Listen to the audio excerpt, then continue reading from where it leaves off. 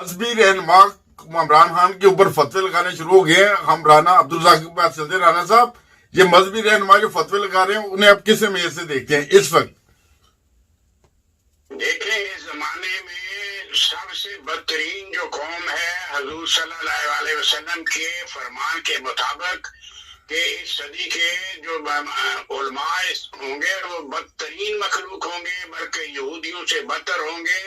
और इन्होंने ये साबित कर दिया है, जो भी इस्लाम के लिए उठा है, इंसान अच्छा हो, कायदे आज़म हो, इमरान खान हो, अब्दुल कलाम आजाद हो, कोई भी हो, उसको इन्होंने काफिर करार दिया है।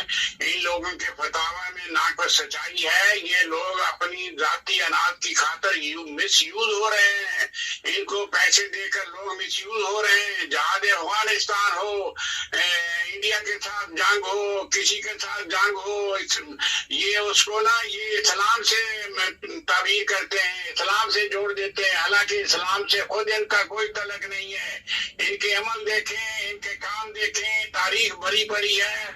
हर बड़े बंदे को जो इस्लाम की जिसने खिदमत की है उसको इन्होंने फतवे से जलील करने की नाकाम कोशिश की है। इसी से आप तारीख इस्लाम पढ़ें।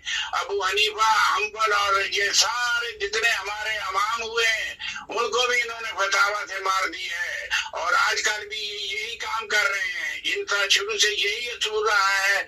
ये बदतरीन कौम है और लोगों को फतावा देकर लोगों से पैसे लेकर हुकूमतों से उनकी बानी बने हुए हैं। इनके फतावा में कोई जान नहीं है। जब ले लें, वोट के लिए फतवा ले लें, आप निकाह के लिए फतवा ले लें, निकाह तोड़ देते हैं ये घर में बैठे लोगों की। इन लोगों में इनकी जो है जुबान दराजियां कुरान और हदीस के भी मुखालिफ है।